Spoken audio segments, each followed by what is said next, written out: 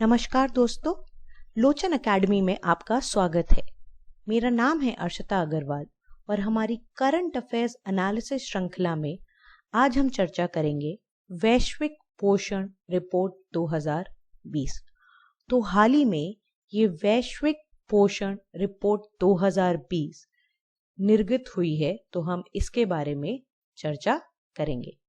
ये particular report आपके हर exam के लिए बहुत ही ज़्यादा आवश्यक है, जैसे यूपीएससी, एसएससी और अन्य कई एग्जाम।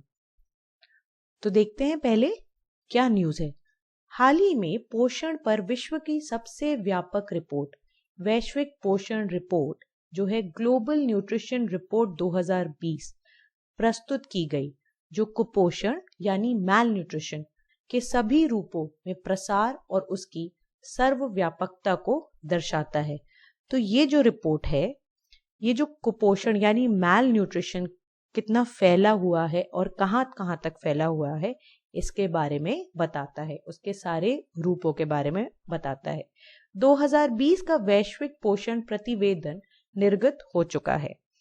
ज्ञातव्य है कि इस प्रतिवेदन से विश्व भर में पोषण के प्रति सरकारों, सहायता प्रदान करने वालों, सिविल सोसाइटियों, संयुक्त राष्ट्र एवं व्यवसाय जगत के 100 हितधारकों की प्रतिबद्धता का अनुगमन किया जाता है। तो पोषण के प्रति लोग क्या कर रहे हैं, उसके प्रति क्या स्टेप्स लिए जा रहे हैं, इसको देखा जाता है। सरकारें क्या कर रही हैं, सिविल सोसाइटी क्या कर रही है, संयुक्त राष्ट्र यानी यूनाइटेड नेशन क्या कर रही है, तो इसका अनुमान लगाया जाता है। इसकी परिकल्पना 2013 में संपन्न प्रथम वृद्धि के लिए पोषण पहल के शिखर सम्मेलन में की गई थी, जो पहले प्रथम लेवल का जो हुआ था nutrition for growth initiative summit, तो इसमें इसकी परिकल्पना की गई थी 2013 में। तो ये बहुत ही ज्यादा इम्पोर्टेंट है। अब इस श्रृंखला में हम डिस्कस करेंगे स्टंटिंग, वेस्टिंग और ओबेसिटी के बारे में। स्टंटिंग मतलब उम्र की दृष्टि से कुंठित विकास, वो उम्र के हिसाब से जो लोग काफी छोटे हैं अपनी हाइट में यानी लंबाई में। फिर लंबाई की दृष्टि से कम वृद्धि, जो हाइट के हिसाब से काफी पतले हैं। फिर ओबेसिटी यानी मोटापा, बहुत ही ज्यादा मोटापा। अब देखते हैं ये रिपोर्ट क्या कहती है। प्रतिवेदन में भारत की स्थिति।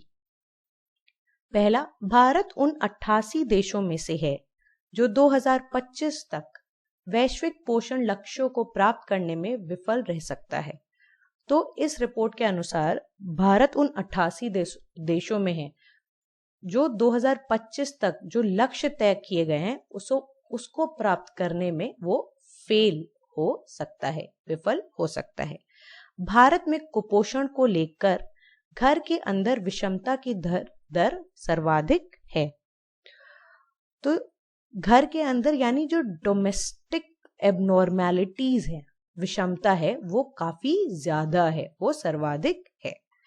नाइजीरिया और इंडोनेशिया के साथ भारत उन 3 सबसे बुरे देशों में से है जहां विभिन्न समुदायों के बीच कुंठित वृद्धि में असमानता देखी जाती है।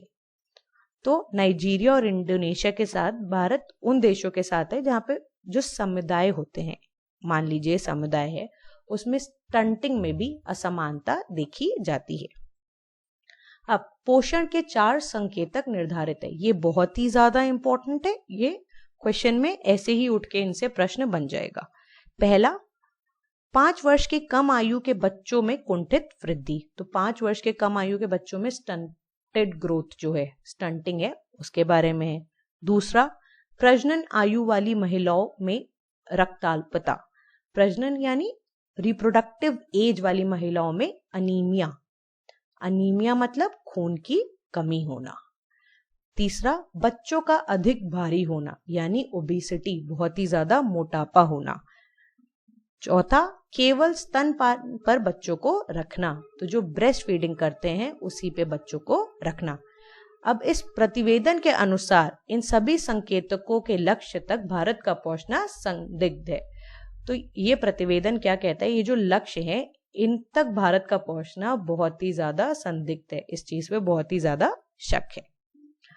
ठीक है, फिर और क्या है, बच्चों का हल्का होना। इसमें सन 2000 और 2016 को आपस में कंपेयर किया गया है। तो 2000 से 2016 के बीच कम भार वाले बच्चों का प्रतिशत लड़कों के मामले में 66% से घटकर कितना हो गया, 58.1% हो गया। तो लड़कों में इतना हुआ, और लड़कियों में 54.2% से घटकर 50.1% हो गया। तो सन 2000 से 2016 पे इतना घट गया। लेकिन एशिया का औसत प्रतिशत कितना है, लड़कों में है वो 35.6% और लड़कियों में 31.8%। तो इस मामले में जो भारत जहां पे खड़ा होता है वो काफी बुरा स्थान है। ठीक है, अगला, भारत में 5 वर्ष से कम बच्चों के बारे में बात की जा रही है, 5 वर्ष से कम आयु के बच्चों के बारे में। तो उनमें स्टंटिंग और वेस्टिंग के बारे में। स्टंटिंग है उम्र की दृष्टि से कुंठित विकास और वेस्टिंग है लंबाई की दृष्टि से कम वृद्धि। तो भारत में 5 वर्ष से कम के 9% बच्चों की उम्र की दृष्टि से वृद्धि कम हो रही है, तो 9% कम है। और एशिया में वो है 22.7 और वेस्टिंग भारत में कितनी है 20.8 और एशिया में है 9.4। तो ये है स्टंटिंग और वेस्टिंग के बारे में। अब रक्ताल्पता जो है अनीमिया यानी खून की कमी। प्रजनन के योग्य आयु वाली भारत की आधी महिलाएं रक्ताल्पता से ग्रस्त होती हैं। तो जो रिप्रोडक्टिव एज वाली जो महिला होती हैं 50% वो महिलाएं अनीमिया से यानी रक्ताल्पता से ग्रस्त है। वहीं दूसरी ओर मोटापा और अधिक भार की दर बढ़ती जा रही है। तो जो लोग ओबीस है, मोटापा है जिनमें, उनकी दर बढ़ती जा रही है। ये दर महिलाओं में 21.6 है और पुरुषों में 17.8। तो महिलाओं में पुरुषों से ज्यादा है ये। ठीक है, महिलाओं में पुरुषों से ज्यादा है।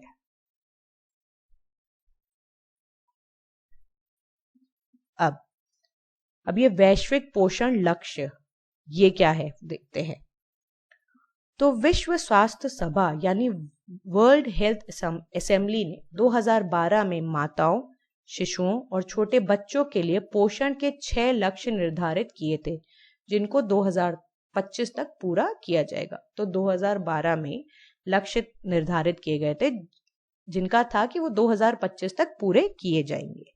ठीक है, पहला, सरकारों में उपेक्षा की गई है कि वे 5 वर्ष से कम के बच्चों में उम्र की दृष्टि से कुंठित वृद्धि को 40% घटा दे तथा 19 से ऊपर आयु वर्ग की महिलाओं में रक्ताल्पता 50% कम कर दे। दूसरा, इसके अतिरिक्त सरकारों को चाहिए कि जन्म के समय बच्चे के भार में 30% कमी सुनिश्चित करे और बच्चों को आवश्यकता से अधिक भारी नहीं होने दे। यानी जितना उनका वजन होना चाहिए उससे ज्यादा वो भारी ना हो, इस चीज पे ध्यान रखा जाए। तीसरा, जन्म से पहले 6 महीने तक केवल स्तनपान पर बच्चे को रखने की दर को कम से कम 50% बढ़ाने का लक्ष्य है। तो ज्यादा से ज्यादा 6 महीने तक तो स्तनपान होना ही है, वो बच्चे के आगे के लिए बहुत ही ज्यादा जरूरी होता है। वो किस तरह बड़ा हो रहा है उसके लिए बहुत ही ज्यादा जरूरी होता है। चौथा, बचपन में लंबाई की दृष्टि से कुंठित वृद्धि को 50% से कम रखने का लक्ष्य है।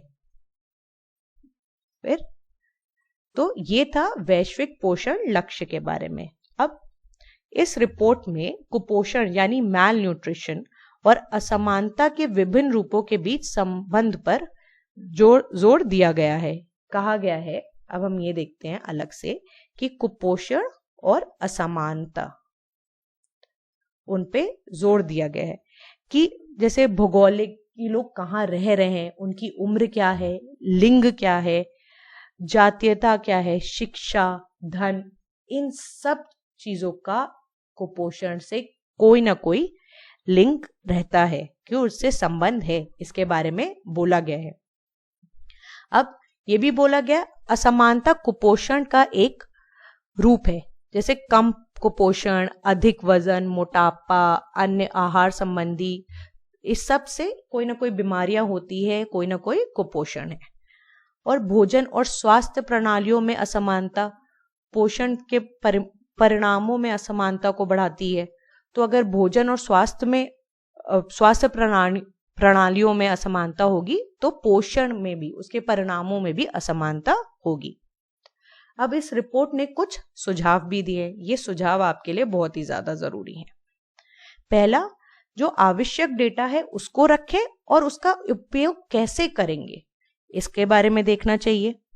दूसरा, पोषण के लिए वित्त पोषण को बढ़ाएं, यानी पोषण को आगे बढ़ाने के लिए उसमें कुछ पैसा डालें, उसमें कुछ खर्च करें। तीसरा, स्वस्थ आहार पर ध्यान रखें, जो कहते हैं ना आपको कि आपकी डाइट अच्छी होनी चाहिए, आपका आहार अच्छा होना चाहिए, उस पर ध्यान रखें।